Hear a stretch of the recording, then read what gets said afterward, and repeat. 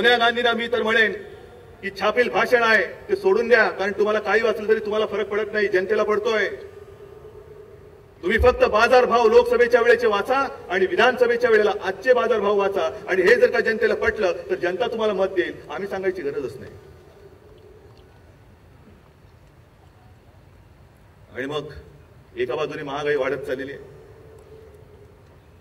साधी जी माणसं आहेत, जे डाळ भात खाणारे आहेत, त्यांना डाळ भात मिळत नाहीये. डाळ महाग होत चालले, तांदूळ महाग होत चाललेला आहे. आणि मगाशी प्रकाशजी तुम्ही सांगितलं, मी ऐकत होतो की 4-5 वर्षापूर्वी उत्तरेतल्या 4 राज्यांमध्ये एका कांद्याने, एक कांदा जो चढला त्याने सरकारला बेशुद्ध पाडलं. केवढा मोठा कांदा असतो? फुटबॉल एवढा असतो का? जाहिरातीचा बॉल एवढा असतो का? जेमतेम एवढा असतो. हा एवढा कांदा जर का 4 राज्य सरकार उकडून फेकून टाकू शकत असेल तर मग हा एवढा जमलेला एवढा मोठा जनसागर जो आहे, अरे तुमच्यामध्ये हिंमत नाही का? तुमच्या मनगटामध्ये ताकद नाही का? एक सरकार आपण सगळे मिळून उचलून फेकू शकत नाही? हे फेकावंच लागेल. हा प्रश्न फक्त शिवसेना भारतीय जनता पक्षाच्या भवितव्याचा नाहीये, हा प्रश्न महाराष्ट्राच्या भवितव्याचा आहे. महागाई रोखू शकत नाही, अतिरेक्यानं रोखू शकत नाही, जातीय दंगली रोखू शकत नाही. मिरजेमध्ये सुद्धा जी दंगल घडली का घडायची? गणपती उत्सव आल्यानंतर टेन्शन, नवरात्री आल्यानंतर टेन्शन, दिवाळी आल्यानंतर टेन्शन. अरे टेन्शन शिवाय दुसरं दिले तरी काय नाही. आणि कधी कधी मला असं वाटतं की आपण सुद्धा शोध घेतला पाहिजे की एखाद्या औषध बनवणाऱ्या कंपनीने हे सरकार स्पॉन्सर नाही केलं. ब्लड प्रेशर, मधुमेह, टेन्शन, सगळ्या गोष्टी त्याच्यावरती औषध बनवणारी कंपनी हे सरकार स्पॉन्सर नाही करत. सांगता येत नाही काँग्रेसवाले. पण गणपती उत्सवामध्ये अफजल खानाचा कोथळा काढलाय, होय काढला, हे सत्य आहे, ही कवी कल्पना नाहीये.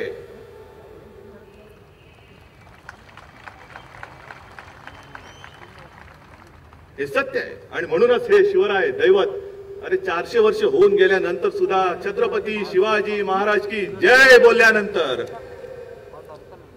कदाचित मुडदा सुद्धा उठून उभा राहील एवढी ताकद आणि तेज फक्त या एका नावामध्ये, या दैवतामध्ये.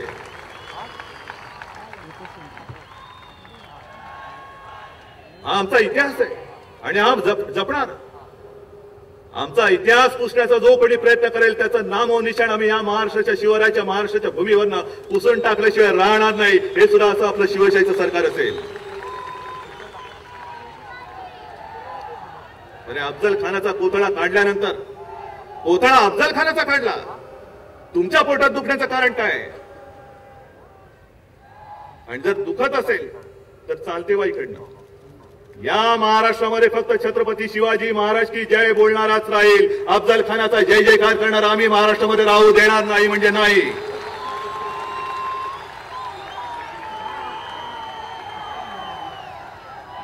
सरकार म्हणून काहीतरी दरारा गुंडांवरती आहे की नाही? अरे 2 गृहमंत्री, एक आजी आणि एक माजी, दोघही मिळून पाजी. स्वतःच्या सांगली जिल्ह्यामध्ये, अरे सांगली जिल्ह्यामध्ये तुम्ही या गुंडापुंडांना ठोकू शकत नाही. आणि मग कोणासमोर तुम्ही तुमचे दांडुके चालवत आहेत? संताप येतो तो इकडेच येतो की अरे समोर काही दिसत नसताना घरदार, जमीन, पत्नीचे दागिने गहाण टाकून शेतकरी कर्ज घेतो. पाऊस पडेल की नाही माहिती नाही, पीक हाती लागेल की नाही माहिती नाही. अशा पूर्ण अनिश्चित वातावरणामध्ये कशाचीही भीती न बाळगता तो ते कर्ज मातीमध्ये टाकतो. ही ताकद आणि हिंमत कदाचित आपल्यात सुद्धा नसेल. आणि मग ज्या वेळेला त्याला खत मिळत नाही त्यावेळेला खत पाहिजे म्हणून तो जेव्हा मोर्चा काढतो त्यावेळेला डोकं फोडून त्याचं रक्त या मातीमध्ये सांडलं जातं. याच सरकारने वारकऱ्यांवरती हल्ला केला होता, वारकऱ्यांचं सुद्धा डोकं फोडलं होतं. ज्या वारकऱ्यांना आपण महाराष्ट्राच्या प्रत्येक जिल्ह्यामध्ये वारकरी भवन देणार आहोत त्या वारकऱ्यांवरती लाठी हल्ला करणारे हे सरकार आहे. रिलायन्सवरती मोर्चा काढल्यानंतर महिलांवरती लाठी हल्ला करणारं आणि आपल्या सुभद्राताईचे डोळे फोडणारे सरकार आहे. शिक्षकांवरती लाठी हल्ला, अंधांवरती लाठी हल्ला, अरे या सगळ्यांवरती लाठी हल्ला तुम्ही करता. एक तर तुमच्या या काळामध्ये तुमच्या सरकारमध्ये यांना न्याय मिळत नाही आणि न्याय मागायचा सुद्धा नाही. याशी मगरुरी या महाराष्ट्रात मी यापुढे चालू देणार नाही. यांच्यासमोर तुम्ही छाती काढून पुढे दंडुके वापरता आणि कसाब समोर आणि अफजल खानाच्या पिलावळी समोर शेपट्या हात घालता.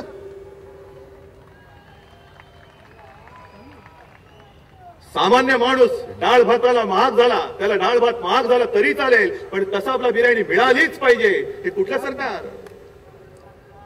अरे कसाब ज्याचा जावई असेल, अफजल गुरु ज्याचा जावई असेल, त्यांनी घरी जा घेऊन त्याला मागे सुद्धा सांगितलेलं आहे की स्वतःच्या घरात त्याचे चोचले पुरवा, पण ते घर सुद्धा पाकिस्तानात घेऊन जा, या महाराष्ट्रामध्ये राहू नका.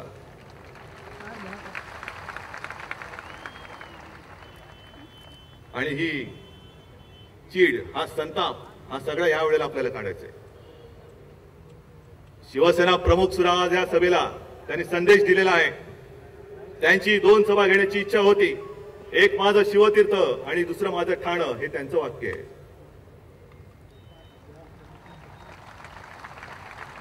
पण मी त्यांना वचन दिलेलं आहे. अरे आजपर्यंत ह्या माणसाने अख्खा आयुष्य आपल्यावरती वाहून टाकलेलं आहे. कसलीही पर्वा केली नाही. सत्ता आली ती सुद्धा देऊन टाकली. एक सुद्धा पद तरी भोगलं नाही. अतिरेक्यांच्या धोक्याचा, धमक्यांचा सुद्धा त्यांनी कधी विचार केला नाही. बस तुमचं कवच कुंडला असल्यानंतर अतिरेक्यांच्या धमक्यांना भीतोय कोण म्हणून ते निर्भीडपणाने पुढे गेले. त्या शिवसेना प्रमुखांना मी वचन दिलेलं आहे की तुम्ही प्रचाराला येऊ नका. आज आमची ही जबाबदारी आहे. तुम्ही जे आयुष्य वाहून टाकलेलं आहे ते खडकावरती गेलेलं नाही. तिथून मर्द शिवसैनिक हे उभे राहिलेले आहेत. त्यांची ही ताकदच महाराष्ट्रावरती भगवा फडकवणार आहे. अरे आक्रमक आम्ही सुद्धा आहोत, पण आक्रमकता म्हणजे काय? तलवार घेऊन दाढी करणारे आम्ही नव्हत. घर पेटवणं सोपं असतं, पण घरातली चूल पेटवणं हे महा कठीण काम असतं. या ताकदीचा उपयोग मी घरातली चूल पेटवण्यासाठी करेन. उगाच आपापसात भांडत बसायचा वेळ कोणाला आहे? हा अख्खा महाराष्ट्र वाट बघतोय. तो सुजलाम सुफलाम करायचा आहे. आणि शिवसेना प्रमुखांचे भक्कम आशीर्वाद जे पाठीशी आहे. अरे मी पुढे चाललेलो आहे तुमच्या सोबत, तुम्हाला सोबत घेऊन. शिवसेना प्रमुखांच्या आशीर्वादाची ताकद मी शिवसेनेच्या विरोधकांना दाखवून देईन. आणि सरकार पिक्चर मधला एक तो संवाद मला आठवतो.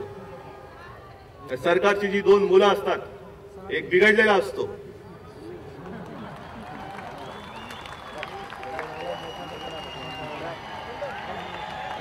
आणि तो काहीतरी शेण खातो.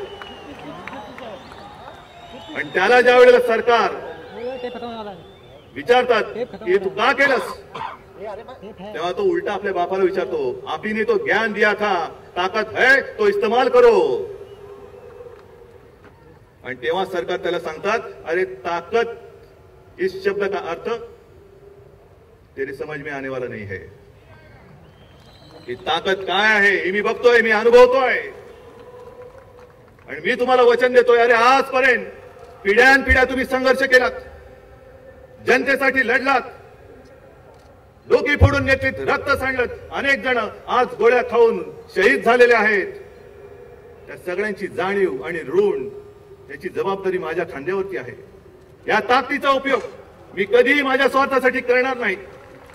संकट काळामध्ये तुम्ही एकत्र राहिलात. या संकटामधून शिवसेना तुम्ही ताऊन सुराखून बाहेर काढली. जी लोक बोलत होते की उद्धव ठाकरे शिवसेनेला बुडवणार, तीच लोक आता म्हणतायत की शिवसेना सत्तेवरती येणार. ही तुमची ताकद आहे.